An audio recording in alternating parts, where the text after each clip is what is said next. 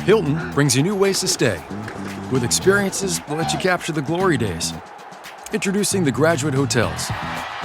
Each inspired by local college towns, these stays are always original and never boring. Get in touch with traditions all across the country and enjoy a stay that's a class above the rest. Book at Graduate Hotels with Hilton Honors Points at Hilton.com. It's a win-win. Hilton, for the stay. Running a business comes with a lot of what-ifs. But luckily, there's a simple answer to them. Shopify. It's the commerce platform behind millions of businesses, including Thrive Cosmetics and Momofuku. And it'll help you with everything you need. From website design and marketing to boosting sales and expanding operations, Shopify can get the job done and make your dream a reality. Turn those what-ifs into... Sign up for your $1 per month trial at shopify.com/special offer. This show is part of the HeadStuff podcast network.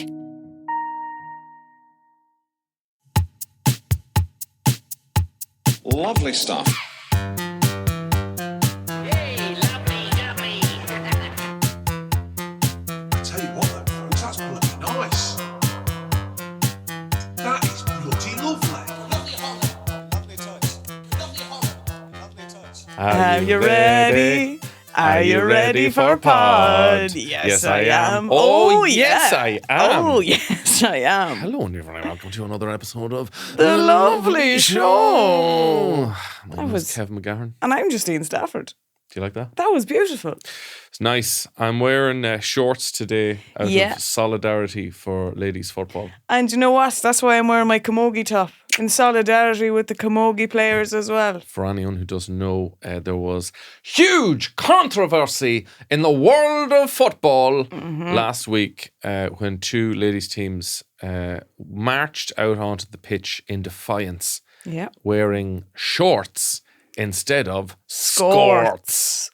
For American listeners who do not know what skirts are, they're essentially a skirt/short. I'm pretty sure they're a universal garment. Are they? Yeah. Don't think I've I ever feel really like we heard it. took them from the US because I remember getting a skirt when I was like 7 because my cousin in America had one. And I was like, oh my God. I got an escort in America once. Yes. Very different thing. Yeah, that's... And she wasn't wearing skirts. No. Wearing hot pants. So, yeah, there is a big... it's an absolute disgrace. Big protest among to have to be forced to wear skirts instead of shorts. What is the fucking problem? So it's a rule. It's a bullshit rule. It is a big rule. It's kind of a mental rule. Because, like, for anyone who has never watched camogie or hurling, it's one of the most brutal sports It's I've so ever fast. witnessed. Yeah. You're restricted in a sport, I would imagine. Like, I played camogie briefly. I actually played in Croke Park. Yeah, a wild time in my life. But I would find you just have more ability to run. Now, it's not that restriction in one sense, but you're just freer in shorts. I feel fucking weird in a skirt anyway. Well, it's like, it's a weird kind of sexualization of the player. That's what it It's is. like, why do they need to wear something that looks like a skirt? Yeah. While playing the most manly sport ever invented. Yeah. Like, they run around chasing after a fucking ball of concrete, swinging bits of ash. Some of them don't wear helmets. Yeah. Slapping them against legs, breaking them across bones.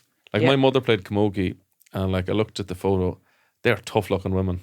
Oh, absolutely. I would, this like, would one gorilla beat 100 men? You wouldn't beat 100 camogie players. You would not. You'd be doing well to beat one of them. They'd have them fucking battered Completely. into jam.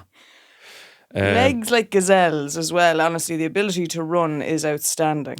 So the Camogie Association has announced it will call a special congress on the 22nd of May at Croke Park in a bid to resolve the controversy over players forced to wear skirts rather than shorts. That's going to be a tough, long meeting. It's a fucking disgrace, It's though. going to be worse than picking a pope. Yeah, completely. Yeah, there'll be no smoke for weeks out of it. Honestly, it's like years and years ago, Trevor Giles, Meath player, decided he'd cut his jersey It was a class look. He like cut off the sleeves Cut off and the wore sleeves. it. Yeah. And Aussie rule style. Aussie rule style, and he got a huge fine. Meath County Board got a huge fine, and every time he did it, it went up. Oh And he did it, I think, 4 times in his career. And before he went on for one of the finals, Sean Boylan was like, "You're not going to do it today, are you, Trevor?" And he said, I won't, Sean." But he did. And Did thankfully, you do it before the match? before the match. I'd like if he like just cut a sort of indentations around so that when he went out in the pitch, he just ripped them off. Yeah. That would have been a cool move. Hulk Hogan style. Sadly, he didn't do that. But he then went on and wore it. And thank Christ they won the match, because he said, I think Sean wouldn't have been too happy with me had we lost, after I kind of defied him and did it anyway. But it just goes to show their whole thing at that point was, every player has to be uniform in their jersey and what they're wearing on the pitch. But this bullshit on another level of a fucking skirt over shorts. And it's all being decided by men, which is the biggest by old fucking pink-faced men. Bullshit ever. It's a disgrace. And it's wild to me that actually I didn't realise it's in the rules that it has to be a skirt. Yeah. I assumed this whole time you had the freedom to wear shorts if you wanted. No, it's in That's the rule a book, fucking baby. disgrace. Take it out. I found another mad. And here's the thing that pisses me off as well. Sorry now. Jesus, you're on no, one today. I fucking Jesus, am. you're fucking on one Look today. at the GAA, right? They brought in the new rules this year about you can have 2 points if you're taking a kick from further out, right? I'd be drunk after 2 pints. But yeah, I wouldn't be fit to play. You know, and that's where you really see the men become the men. On You're that allowed pitch. to drink 2 pints before any GA match, but no more. But they brought in those new rules, so it's not as if they're unable to adjust rules or change things, and they did that for football, no bother, because that affected men as well as fucking female players. So it's bullshit that it's just because it's a specific rule affecting the female team that they couldn't give a shite and have left it that way for years. It's a disgrace. Well, if you think GA Athletic Association, if you think that you can go head to head with camogie players and come off with all your limbs intact, I know women in the GA. I think GA makes you kind of mental.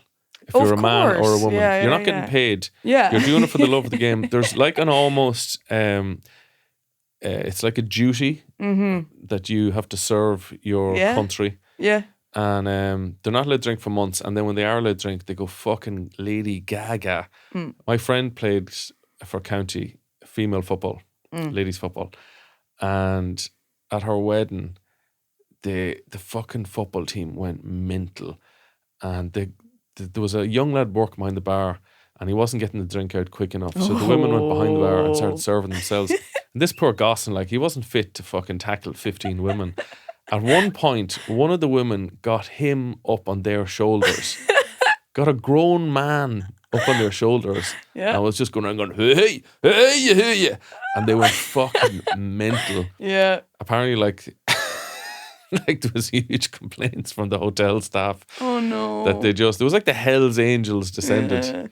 Yeah, I wouldn't fucking piss off female footballers. Oh, or absolutely not. But you know what I think it is? You know, in some countries there's this thing where at a certain age you have to go and serve for your country. Yeah, in Russia, and a place like that. There's a lot of countries that have that I didn't realise until I was on a date with a fella. I was out in Berlin, and he was like, "Well, I have to go home and serve in the war." I was like, right, okay, I suppose we won't be seeing each other again. But then I was like, how many men have said that to you? Well, like, you're going out with a lad from Galway. Roscommon. Like, actually, Justine, I have to go home and serve in the war. Not be back for a few years. But I feel like that's the GA. You know, that's it's like that's their duty to serve their country, and you're not getting any payment. You have no choice in the matter. You were just born into it. So I did some research on silly rules for women's sports. Oh God. In the lead up to the 2012 London Olympics, the first Olympics to feature women's boxing as an official sport, the AIBA introduced a rule suggesting that female boxers wear makeup and skirts during matches. Oh my God. To help distinguish them from male boxers. Can you imagine, like, makeup is encouraged, including foundation, eyeliner and lipstick? I feel like it'll end up like the Marge Simpson makeup gun. That's exactly what I was thinking. Honestly, what it'll look like at the end. Like, if you're heading out for a boxing match, you're not going to put a whole lot of effort into your mascara. No, but also, that is not safe, because any of that mascara and stuff that get into your eyes, you can cause, like, eye infections. Yeah. It's really unsafe and unhygienic to do that. Imagine getting a fake eyelash punched into your eye. You know, their rules are absolute nonsense out of nowhere that they haven't even thought into the practicalities of it, how it would affect someone. Their reasoning to help distinguish from the What, it's like some lad gonna fucking wander up and like, hey, get that man out of here. This is a women's boxing match. It's fucking ridiculous. Complete sexualization. You have to have a handbag with you during all matches with a big handbag with too much stuff in it. Like a spare pair of soft and shoes. could just do the matches in heels, actually. That'd be, fucking ridiculous. Lovely stuff. This show is part of HeadStuff Podcasts. Here's another show you might like. Hello, friends. Really sorry for interrupting your podcast. He's not sorry. He begged to do this. Yeah, that's fair. I'm Afif, a paediatrician and a neonatologist. And I'm Anne, an obstetric anesthesiologist. So together we host the Baby Tribe podcast on the HeadStuff Podcast Network. It's a parenting podcast that is actually useful. No guilt trips, no sugarcoating. And we are delighted to be back with a new season of amazing guests like Carl Mullen from 2FM. We cover sleep, feeding, child development, maternal health, and all the messy stuff that people usually really want to keep off Instagram. We bring in experts, we share evidence-based advice, and yes, sometimes I do get overexcited about data. And then I remind him to start speaking human again. New episodes every Tuesday. Right, we'll let you get back to your podcast now. But we are your new favourite, obviously. This episode is brought to you by Indeed. When your computer breaks, you don't wait for it to magically start working again. You fix the problem. So why wait to hire the people your company desperately needs? Use Indeed's sponsored jobs to hire top talent fast. And even better, you only pay for results. There's no need to wait. Speed up your hiring with a $75 sponsored job credit at Indeed.com/podcast. Terms and conditions apply. The new McCrispy Strip is here. Dip approved by ketchup, tangy barbecue, honey mustard, Sprite, McFlurry, Big Mac sauce, double dipped in buffalo and ranch, more ranch, and creamy chili McCrispy Strip Dip. Now at McDonald's. Ba-da-ba-ba-ba. In other news, the conclave is on. Oh, we are now in the process of picking a pope. Yeah. They're currently in the big room. Oh, yeah. No mobile phones. No. Raw dogging it. No. Yeah. Just no mad to look at Instagram. Crazy. They have no idea what's going on in their side Blues world. Clue. Not allowed to listen to this podcast. No, they're not. They're missing out. I did some research on 5 of the worst popes. Wow, okay. So some bad popes. Bad There popes? was some hard pops. Jesus, it's nothing sacred. It's not P-O-P-E, it's P-U-P-S. Yeah, there you go. So Pope Stephen... Is there what do you call a plural of popes? I suppose there's only ever one at one time, though. Popes, a clatter of popes. A clatter of popes. Yeah, a collective term for popes. A clatter of popes. Pope Stephen VI and Pope Formulus put his dead in 897. Right, okay, we're going back. We're going back a while. He put his dead predecessor, Pope Formulus, on trial. The corpse was dressed up in papal robes, propped up on a throne, and assigned a deacon to answer for him. Unsurprisingly, he was found guilty. Stop. That's a funny little scene there. Yeah. I mean, I think most... I'd like to see more trials. What was he like on that. trial for? Doesn't say. Pope Leo X111. What's that? The 13th? Jesus. God, they love some names. They go hard on some of those names. They go hard on don't they? a lot of X's, yeah. It's like Elon Musk's kids. Yeah. He invented his own wine. He loved wine so much he endorsed Vin Mariani, a cocoa leaf infused tonic. Yes, containing actual cocaine. Now, I don't know. This is, putting him in the list of bad popes. I'm not sure. He kind of sounds like a class pope. Seems like a bit of crack. His face was used in the advertisements for it, claiming it gave him strength to keep working. There you go. Do you know what? I don't think he's a bad pope. I pope. can see why cocaine and wine would encourage you to stay working. up, burning the midnight oil. Look at original Red Bull there. Geez, your knees would be fucking wrecked from going up and down the whole time praying like mad. Oh, you would be. Pope Benedict 1X. I don't know what these numbers mean. I don't know Roman numerals. I'm awful at them now. He sold the papacy. So Benedict, he sold the whole place. He became pope as a teenager. Oh, look. He was a very young pope. Didn't really enjoy the job. So in 1045, he sold the papacy to his godfather, Pope Gregory VI, so he could get married. It didn't work out, and he tried to reclaim it. Hang on now. He sold it to his uncle who was also a pope, or who No, became his uncle became a pope, obviously. Right. It's not There's like a bit of I'm nepotism gonna going sell on it to here. Uncle Pope. Jesus Christ. So he went away and sold the papacy for a young one. I'll tell you who he is. God. Pope Sixtus the Fourth. Pope Sixtus the Fourth. Pope Sixtus. His name is Sixtus. Sixtus the Fourth. Sixtus. There was 4 of them lads called Sixtus. 20. He's not famous for many reasons, but one of the most eyebrow-raising ones is that he licensed brothels in Rome and imposed taxes on prostitutes and pimps to raise money for the Vatican. Look, I don't know. Is he, making sex work legal is something that he was campaigning for. And I don't think... Very progressive. Very progressive Pope. And in the eyes of the Catholic Church, he's not. But I'm telling you now, he was head of the times. You're making it more safer. You're bringing money into the economy, into the local industry. Completely. They probably have to have, holiday pay. Yeah. Child allowance. Completely. Maternity dental. Leave. Yeah. But why is maternity leave? Dental. Jesus Christ. But, that's a good thing. That is a good thing.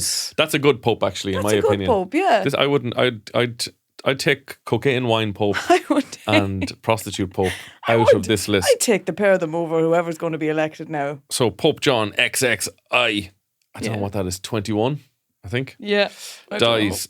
So he had a passion for science and he built a study annex to his papal apartments. It's fun to say. Papal apartments. That's lovely. Pick up a papal apartment. What's it called? Onomatopoeia, isn't it? No, that's alliteration, I think. Yeah. The ceiling collapsed while he was inside killing him. The irony, he insisted on rushing the construction against advice. Oh my So there's Lord. a pope who ignored the architect. He huffed said, hurry it and up, boys. And he blew the house down. So there you go. There's some bad pope. popes. Apparently, the last pope was not popular with conservative Christians in America. Right. Because he's too forward thinking. He was too welcoming of members of the LGBTQI community and women. So Americans did not like this pope. So a lot of people glad to see this pope go. Jesus. And hoping for a bad pope. A bad pope? Well, I'd take one of those bad popes. I'd take cocaine wine pope. I'd take cocaine wine pope. I'd love to try it. Yeah, 100%. To drink. Tell me this, missus. Mm-hmm. When you're at home and there's no one at home, when you're at Mass and you go to Mass and your parents are there and your aunties and uncles are there, and he says, it's time for the bit of bread. Do you go up? It depends on who's there. Because if there's a few aunties or uncles, that would be like, if I don't go up, it'll be the talk of the family. It'll be noted. Otherwise, couldn't be arsed. Yeah. Yeah. But I'm rarely ever at Mass these days. So you wouldn't do it as a sort of a protest? Take the knee? Take the knee, yeah. It just depends on who's there from the family. Because they have gluten-free Eucharist now. Which kind of goes against the entire teachings of the Catholic Church. Yeah. As Catholics, we believe it is literally... We believe in gluten. Literally the flesh of Christ. Yeah. Of a 2,000-year-old. And now you're giving me options. And now... Could I get that with curry sauce? Right, satay. It would be nice to have a dip. I'd go with a chocolate dip or something. I don't think it's more... How would you describe it? Is it No, you don't go chocolate. You go hummus. No, that's too savoury now. Hummus. No, think about hummus. Hummus connects people from around the world. Yeah. Every religious group enjoys hummus. Right. Muslims, okay. Yeah. Jews, yeah. Catholics, Hindus. They all enjoy hummus. Yeah. So I think it would be a dip that would bring people together. I just think hummus is a risky one because it has to be refrigerated. And I'd want to know, depending on the church you're in, if I'm down in the back arse of nowhere, I'm thinking, how long has that hummus been out? Okay, listen to this. You know the tabernacle? I do.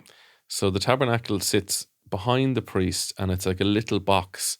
And it is roughly the size... like the black box of If the church burns down, it survives. But it's roughly the size of a mini fridge. It is, yeah. Stick a mini fridge into the tabernacle. You got yourself cold hummus and cold Eucharist. Yeah. No, but I'd get a bit notiony. I'd be like, can I get the red pepper roasted hummus? Well, see, now you're running away with yourself. lemon. Now some people don't like red pepper hummus. You need to keep it plain. Neutral. Plain hummus. Yeah. Yeah. I still think a little salted caramel dip would be A1. You're a child. You know that? Well, like, it'd just be, I don't know, think about when you go to Mass. You're probably going after your dinner. No, Or after your breakfast. you're going after your breakfast. You're after a fry. So something small. Something sweet, though. No, you're having dinner in an hour. Especially if there's a match on. That's the thing. That's Yeah, a huge thing. I remember it's unbelievable. I think it was just Pat Shorthoe had this thing where he was like, and we went to Mass and we had dinner at 8 in the morning. We wanted to have a good run at the day. I was like, that is No, such he a had the dinner the night before. Oh my God. The dinner the night before, just have a good run of the day. Beautiful. It's such a good line. Yeah, but I don't know. I just, my last reel, I was thinking about it recently, I took Francis as my confirmation name. And the reason I took Francis is because Francis was the saint of animals. And I was so obsessed with dogs that I had to pick Francis. And it was a man. He was a man. So even in the spelling of it then, they were like, are you going with the E or the I? Because the E is generally for feminine. And I think I went with E. Yeah. Francis is also the name of my favourite auntie. So I was like, we'll get 2 for 1 job here. But I just from a young age, I was just dogs.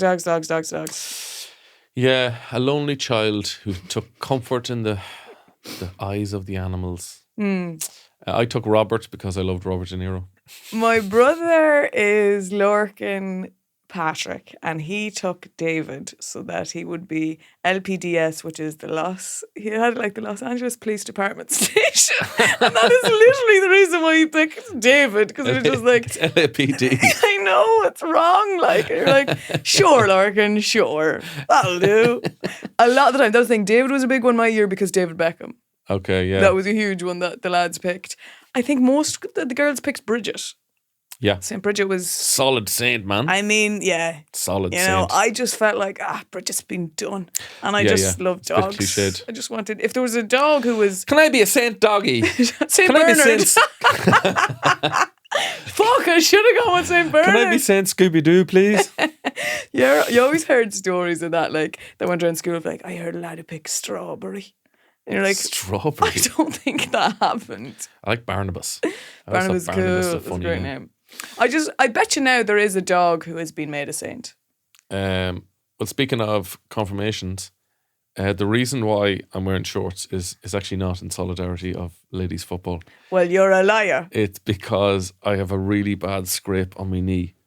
From I'm going to guess, a bouncy castle. Close. Bouncy slide. A bouncy castle obstacle course. Holy God, they've really upped their games. I raced an 11-year-old boy. Mm-hmm. I think he's 11 anyway. We were visiting our friend's house and they have a bouncy castle obstacle course. Just, they own one. Yeah. That is incredible. Yeah. And the young lad challenged me to a race and I said, I fucking will. I will.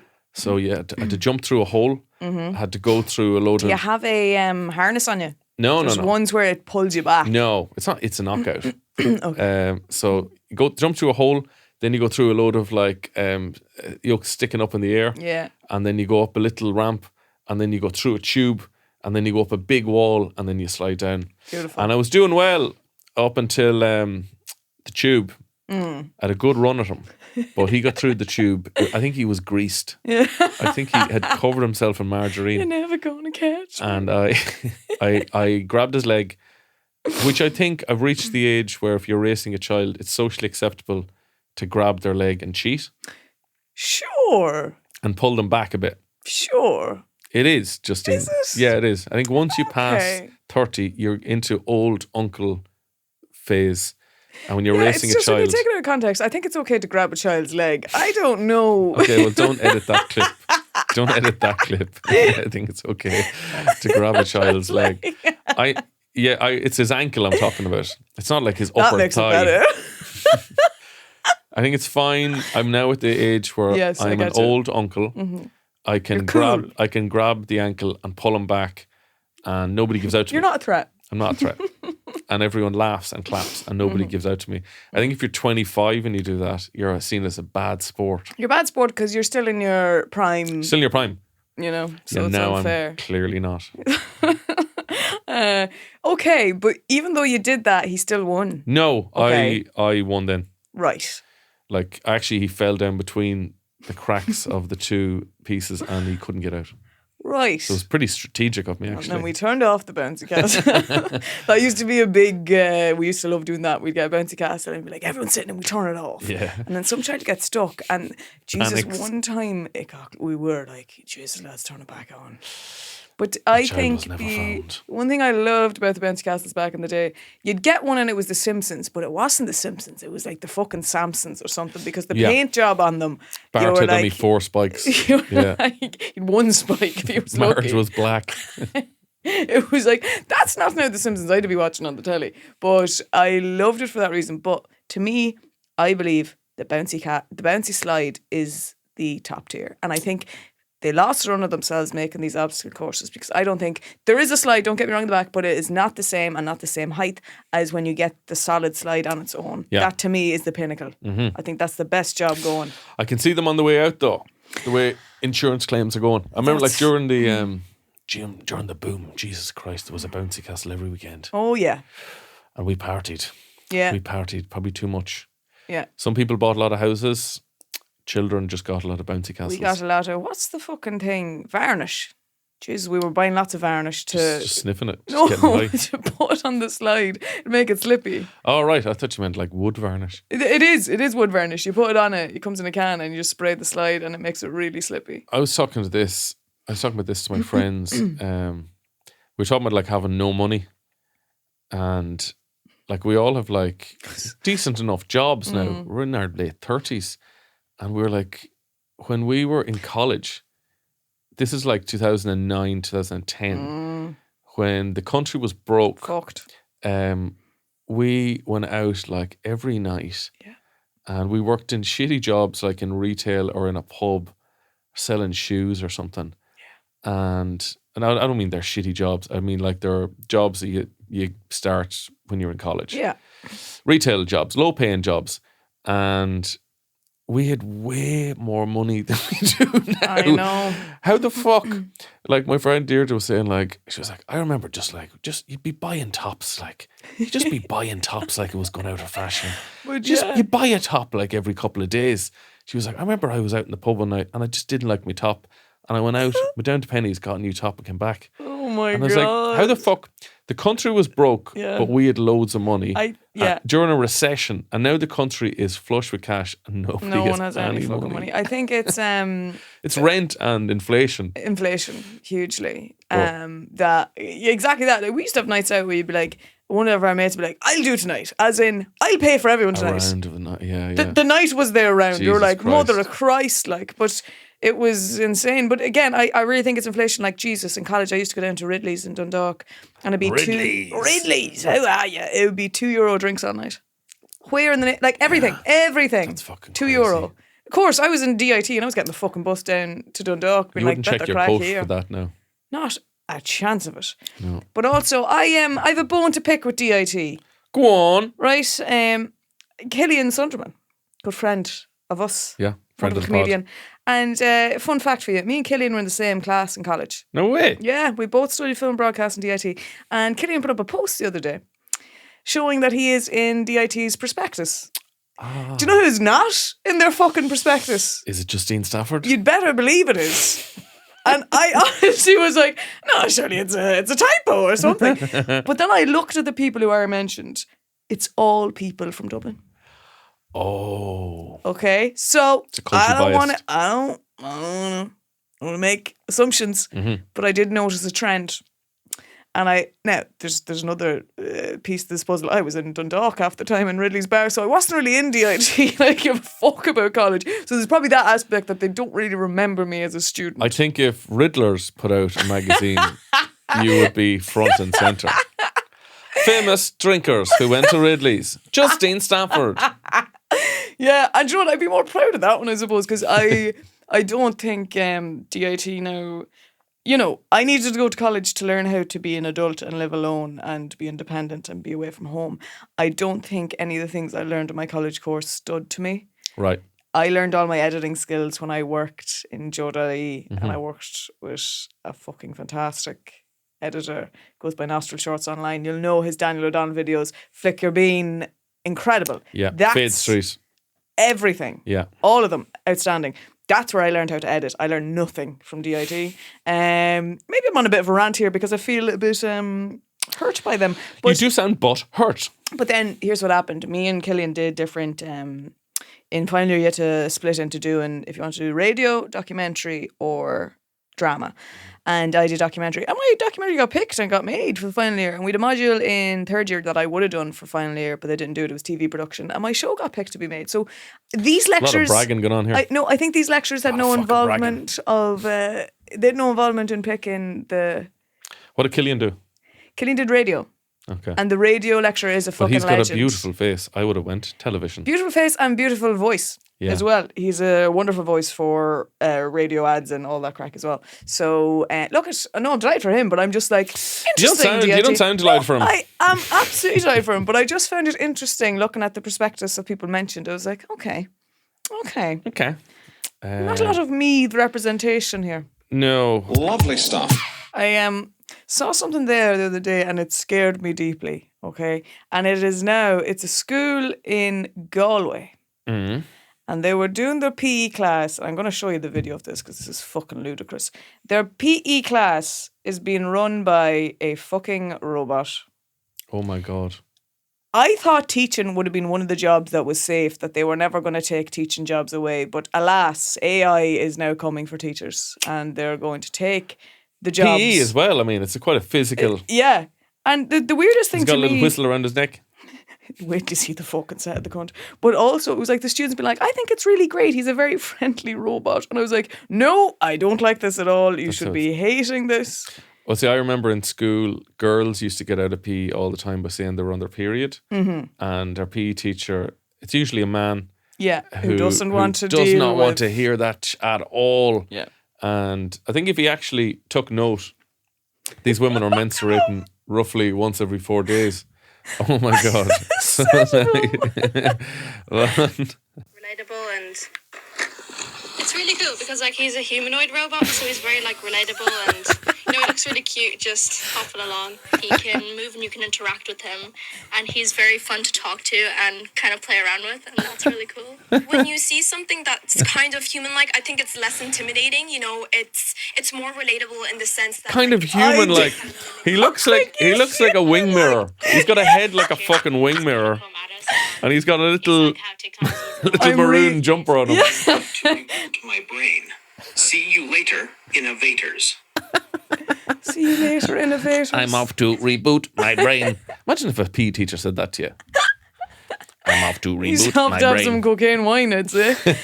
That's terrifying, right? And it's also the kids being like, he's a humanoid robot, so he's really like human-like. I'm like, that is human-like. But I honestly was like... But see, if you said to him, sorry, sir, I can't do PE today, I'm on my period. It's like, by my calculations, you were menstruating last weekend.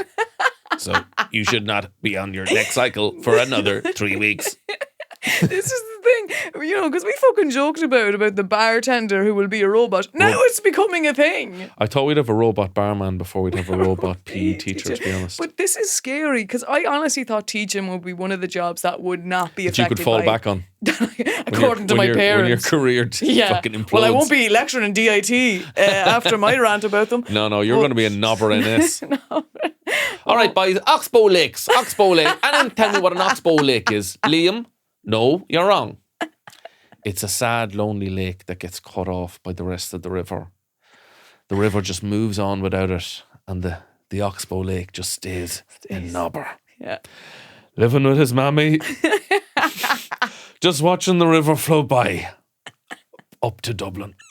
I'm wondering, could that have been me if I'd applied myself a bit more? I'd just removed all the sedimentary rock.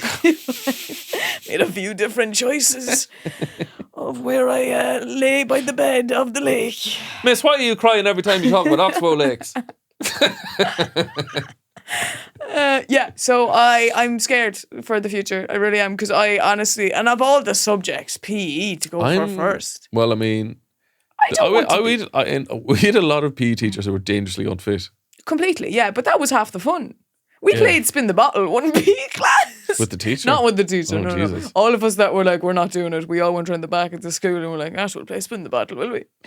I remember during our PE class once, members of the FCA come in to recruit people, you know. FCA? Yeah, you didn't call it the Territorial Army. It's Reserve Army. Oh, right, The okay. Reserve Irish Army. Mostly used for parades. But they came in and one of them had like this really cool army watch. And that's to entice you. He was like, it's a completely unbreakable watch. You could drive a tank over this watch and it wouldn't break. And he challenged us to break it. Oh, no. And one of the lads It was like the Tesla demonstration all over again. One of the lads just grabbed it, looked at it, and just smashed it against a fucking bench. Yeah. Just broke it to bits. Fair. No, he did right. That's what he needed. How did he react to that? Oh, he looked heartbroken. He was only like in his 20s. Was that kind of his way to recruit? He was like, you're in to that kid. He was like, you've got the That job. would have been like a sort of Men in Black test. Yeah. He's made the cut. Well done, you can break a watch. Yeah. But I don't agree with it at all. I really... can you imagine going to a parent-teacher meeting with a fucking robot, Kevin? You have to compute in your child's name into a system. Like. I think it's a good thing. I think there's less... robot would take a lot less bullshit from parents. Parent-teacher meetings, I'd say, are a pain in the hole for teachers. But you think about this as a student, right? If I'm there in the class... Also, what's he doing on his holidays? 3 months of the year. He's going to Malaga. Please, don't talk to me about exams. Just sipping a cup of oil. Here's my thing, right? Here's the thing. There's no logic to it. Think about this now. You're in class and you're like, sir, can I go to the bathroom? That lad says, no. Still fucking get up and leave. What's he going to do about it? Chase you like the fucking Terminator. Throw him over. Throw him over. Throw a glass of water on him. And I'd like to see him run after me then. You could easily put a kick me sign on his back with a magnet. Like you're putting up drawings. So a magnet will just fridge. disrupt his whole brain. There He'll you be go. fucked. Just throw a magnet at his head. He's fucked. There's no logic to this. It's stupid. I disagree with robots being taken. Even the self-checkout. You're a robot racist. Do you know that? No, and you're a fucking robot racist. Even the self-checkout counter, right? Don't get me wrong. There's days where I'm like, I don't want to talk to anyone, right? But there's other times where I'm like, we're losing jobs here for people on the tills that I'm like, I love that little interaction. You know, and I'm buying a drink and they're like, oh, you having a party? Are you? Like, yeah, I am. For myself, but it's grand. I love that. Whereas at the self-checkout, this is the fucking intelligent Why are you robots. buying a bottle of wine and a cucumber? I'm having a salad, right? It's a lonely Tuesday, Margaret. But when I use the self-checkout, right, this is the fucking logic of the robots. This is how smart they are. You put something in it and it goes, unexpected item in the bagging area. And you're like, really? You think putting an item in the bagging area is fucking unexpected? That's your whole job. Well, also, if you're having... I don't know what your opinion on sex robots. I'm against them. That'd be a line that they'd say quite often. If you go in the wrong USB port, you're like, oh, unexpected item in the bagging area. USB device not removed safely. Oh, yes. No. Make sure before you remove your penis, you have to drag your penis down to the recycling bin. Yeah. Oh, your penis is now safe to remove. No, I don't agree with Would any you of have that. if okay? Would I ride a robot? Let me get the sentence out. Go on. Sometimes in this line of work, Justine, you have a lot more followers than me now. But if you don't follow me on Instagram, please do, because it helps us get free stuff. If a company came to you and was like, Justine, we love your content. We'd love to send you a sex robot. No. For free, of charge. All you have to do is a little post of you and him going to a wedding. Going to your friend's wedding with your fucking sex robot. Would you accept that robot? No. Why? No. Because I By don't... the way, we've based it on Ryan Gosling and... Never found him that attractive. So. Sorry, we've based him on Crash Bandicoot. Adam Scott and Jason Segel. All three of them. He's got the penis of Adam Scott. He's got the head of Crash Bandicoot. And he's got the chest of Jason Segel. You're not telling me. And basically, you can set the timer for how long you want to have sex with him. Mm-hmm. It's like 45 minutes. I want to, like when you're doing like, when you're on the treadmill at the gym, you can set the pace. The pace. I want to start slow. Yeah. Then I want to go up a big hill and go real hard. And then I want to slow it down before going hell for leather for the last 5 minutes. Yeah. All this. Mm-hmm. And he will also tell you very funny jokes from in the voice of Jason Segel. Mm-hmm. You're telling me you're not going to give it a whirl? I'm not, because I don't trust robots. I don't. I think they're coming to kill us all. Again, you're a robot racist. They're coming to kill us all, Kevin. You can't tar them all with the one brush. They're coming to kill us all. And I don't think I'd enjoy the feeling of a cold metal... It's not going to be a fucking C-3PO.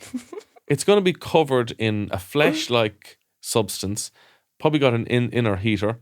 Sure, how warm is your laptop? Your laptop is always warm on your legs. It gets too hot. Well, he'll have an exhaust port out the back. All of this, I just think it's a dangerous way to be going, because... I'd give it a shot. At least give it a shot. Imagine that fingering. You get what? He comes with like a whisk attachment you can put onto his hand. I don't want that. Mother of God, like a fucking... I don't know. I don't even want to say it's too derogatory, which is a lot for me. What are you going to say? It'd be like a fucking punch lasagna down there after him. Like... Honest to God, like a hastily packed suitcase. I don't need that now. I don't know. I think you're a robot racist. I think you had one bad experience with one years ago, like a Tamagotchi, and you're just like, they're all the fucking same. No, here's where Coming over here taking our jobs. Here's where I truly think we're in danger, right? You start to replace human connection with a robot. I'll be serious here for a second, Kevin, right? We'll take all the jokes out of it. You start to replace human connection with a robot. That is a dangerous road to go down, that you're replacing actual humans with a robot, that people feel they don't actually need human interactions anymore at all. We are social beings by our very nature, and removing that from your life, where people live lives in isolation with zero contact with other humans, you lose touch with reality and what is actually connecting us all together as humans. Can I shock you? It's fucking happened already, love. I know it has, but that's another level. I feel like that's the one area where it still remains human connection, people actually physically in an intimate setting. If that's replaced, we've fucking lost it all. Okay, hit me, listen to this. The world's overly populated, got too many humans, we're destroying the planet with the amount of us. You not think if 50% of humans could be marrying a robot, they don't have kids, but they have the same... basic. Get a dog. They get the same joy. The same joy that you get from a relationship from an artificial object. You don't think that's a good thing? I know someone who had started a relationship with a AI bot because they were very lonely, and I felt so deeply for this person and so sorry for them. Like, and don't get me wrong, it was grateful that they felt some kind of relief from doing that. But even as they described it to me, they felt such like, not embarrassment per se, but like, I don't want this. I want the real thing, but this is all I can get. And I feel there's people probably doing that out of pure, couldn't be arsed with all that, because I've been, burned before, and I don't want to go through breakups and all that crack. And people, in a way, settling for now a human reaction or human interaction with a robot. I don't think that's natural. You're doing a play about incels.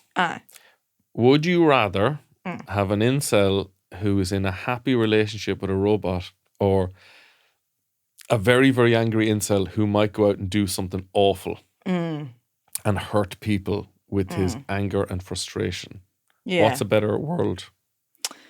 Yeah, in a scenario like that, yeah. But my fear is they'll reprogram that robot to fucking kill us all.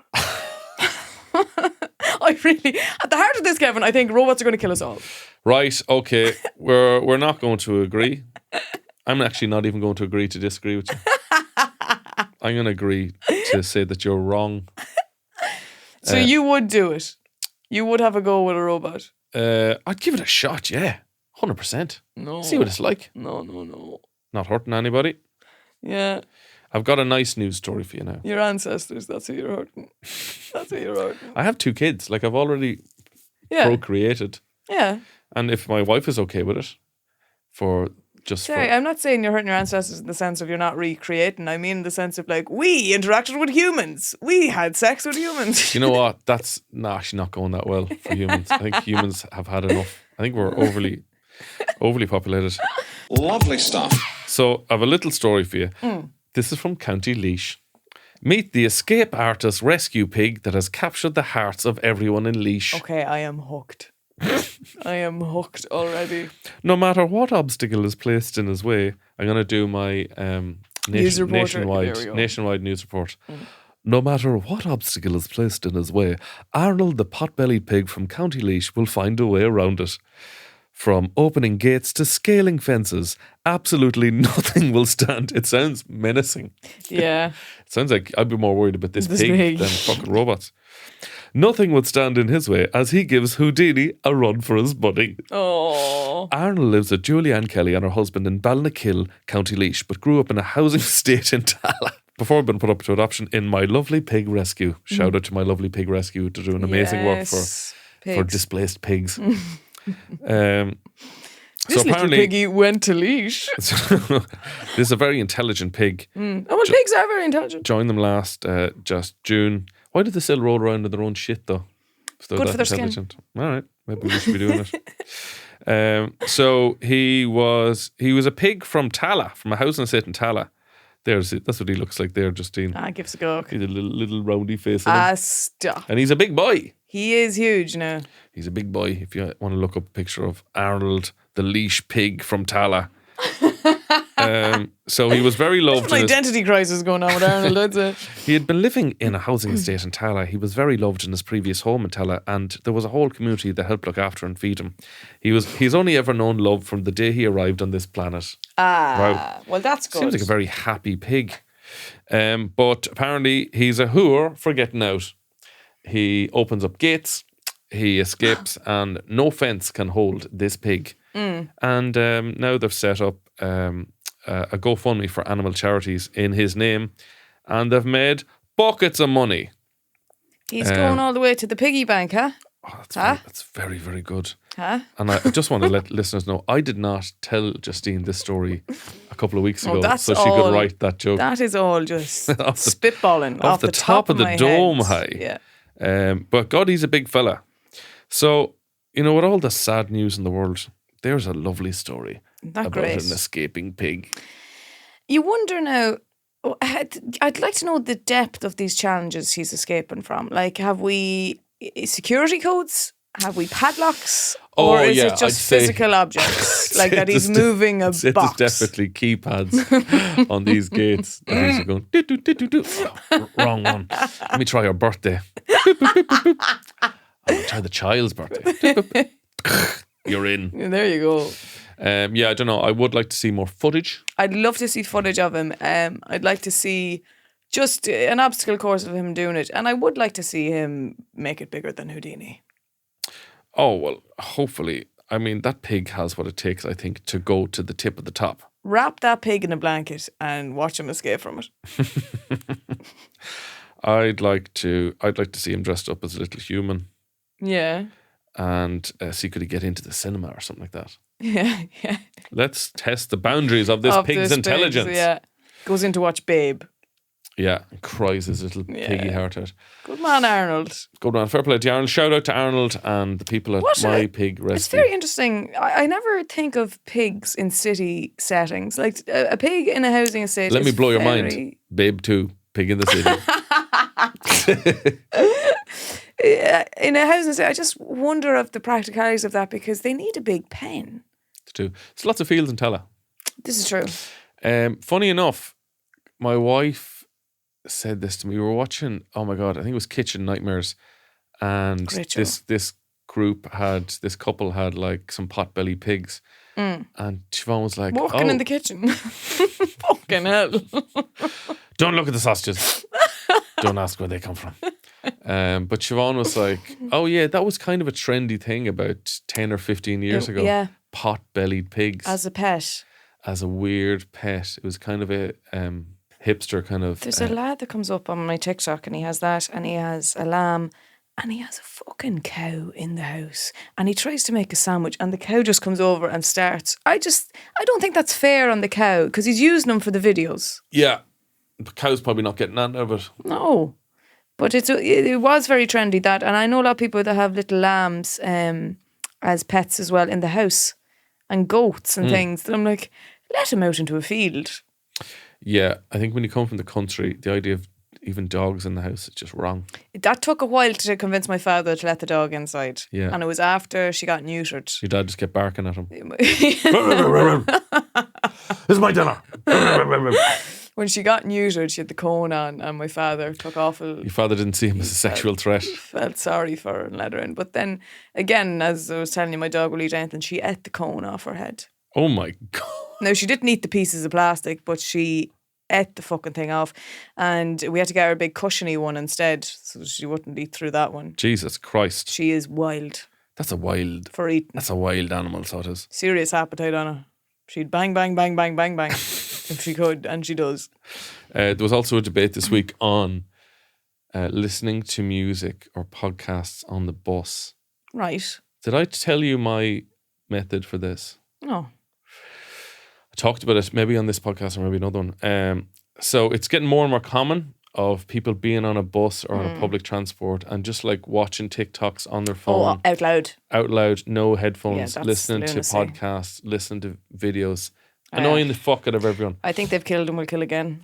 Yeah, they're monsters. But I remember that used to really annoy me. And I was on the bus, this is years ago. This is like 10 years ago. And I was on the bus, I was going to Phibsborough, to my home. And there was a lad in the bus just blaring tunes. Fucking like obnoxious dance music. Yeah. Blaring them. And it was pissing me off, and it was probably pissing a few other people off.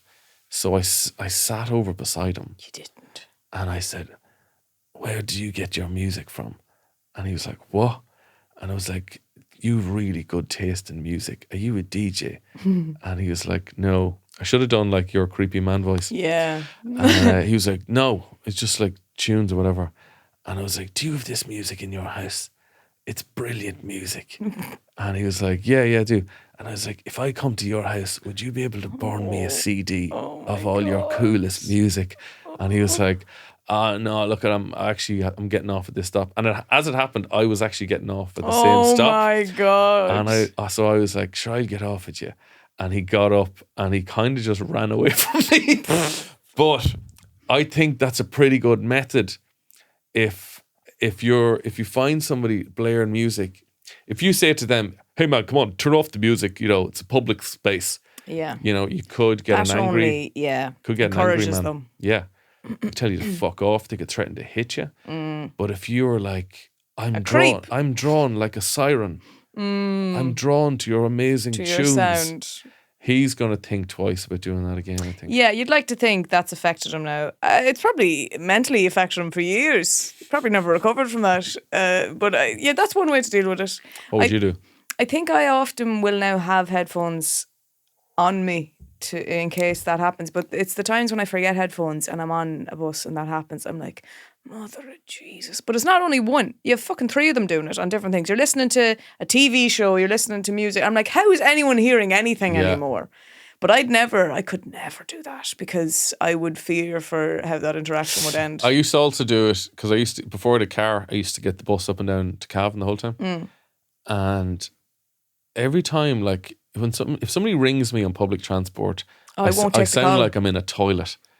No, I'm like a couple of times mumbling into the phone. I'll call you back later. A couple of times where like Siobhan rang me, she's like, what the fuck is going on with you? And I was I'm just on a bus. I can't do it. And then I know. Yeah. I'm on a bus. And other people will shout out their whole life story over the phone. I find it insane. It's mental to me. Do you know how to get them to stop? Pretend you're listening to them. If you mean actually listen to them? No, you have to look like you're listening to them. You have to lean over to them and like respond to the things they're saying. So if they're saying like, oh yeah, I was late today at work and I just told the boss like to go fucking just go. You have to respond. So or if creepy. he's like, and Teresa said like, she's not happy with Darren, just go, oh Darren, he's in the doghouse. Darren's in trouble. See, that's the reason that makes people self-conscious because they have no sense of self-consciousness. But if you look like you're listening in, that's the reason I won't have conversations out loud on a bus because I don't want other people hearing the stuff No, I'm I don't talking want that about. shit. I don't No. need that at all. I could never do that. But it's become a trend recently of raw dogging and people doing flights without any. But it's become a thing in Ireland as well that people are doing it on long distance trains and buses. And there was a woman talking about her experience. She does it from Dublin to Cork. No book, no headphones, nothing. You're asking for trouble there. But I remember I used to get a bus to Cork, and I don't know if this bus driver is still on the go, but my God, he thought he was a pilot. It was phenomenal. When you'd get on the bus, he'd be like, the expected arrival time in Cork is 3. The local weather in Cork, he would announce. I'm like, that is like, you know, but also the local time in Cork. And you'd be like, that's the same time as Dublin. And if you look outside, you will see the Nace Ball. Honest to Jesus. Designed in 1993. He would at every stop go through this again for the new passengers joining us on the bus. And then he would. I love this. But then he would make him say, oh no, I adored him. He was amazing. And he used to say things as well that I don't think really made sense. He'd be like, well, one thing he'd say was, seatbelts are provided by law. And I'm like, great, love that. And then he would say, passengers are reminded if they want to make a phone call to go to the back of the bus. And I'm like, what are you talking about? The chat area. You want people to stand up in the middle of the journey, walk to the back to take a phone call. I was like, that's an interesting one, but I love this. But he loved his job so much. Well, it's always nice to see somebody with pride in their work. Absolutely. And I just think if that was more, I think people would like turn off their phones to listen to it. They'd be like, yeah, he's got the fucking power Does here. he sing at all or do anything like that? No, he didn't. And I don't know, this was like a good 6 years ago. I used to do that a good bit, that journey. And then my cousin was saying, did you ever get the bus driver? And I'm like, yes, the bus driver. So he was kind of known on the scene. Well, if you have an experience with this bus driver, please do message us in. Please do. There was a time I was in doing 2FM slot on the radio, and I came out and I was walking up Parnell Street, and buses to park along there, Nassau Street rather. Mm-hmm. And this bus driver, I was walking by and he pulled, he's like, hey. And I was like, hello. And he's like, I was listening to you there. And he's like, geez, you had a great bit there. And then he was like, get into the driver's seat there. And I got into the driver's seat. And he was like, give me your phone. And he took a picture. It sounds threatening. It was incredible. It was absolutely incredible. He was like, I'll take a picture of you there in the driver's seat. And there's passengers on the bus. And I was just in the driver's seat getting a picture. He's like, now you can say Justine on tour. I was like, great. I like the way he's like giving you like advice, what you should write in. What This is you the should caption you this. should do. Hashtag have it the crack. I was like, bus drivers, when you get a good one, you're like, I love that you love your job. When you get a good one, they're beautiful things. They really are. And they're like a rescued breed. pig from Tallaght. They're a dying breed because most people don't even, they have headphones on getting to a bus, so they don't talk. Yeah. The bus drivers are starved for chat. They are. Well, I hope that you are not starved for chat after that lovely amount of chat. Was lovely, Kevin. Segue, baby. Beautiful. We will be back next week for more chat. So starve yourself before it, and then you can gorge. Yeah, get a good run of the day. On a 4-course meal of chat. Oh, beautiful. Thank you very much. My name is Kevin McGarren. I'm Justine Stafford. If you'd like to get in contact with the show, do so at thelovelyshowpodcast@gmail.com. There, yeah. Take care. Mind yourself. Be good to each other. And good luck.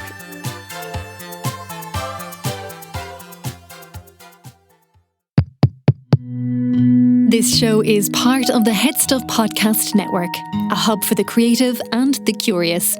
Shows are produced in association with HeadStuff and the Podcast Studios Dublin. Find out more or become a member at headstuffpodcasts.com.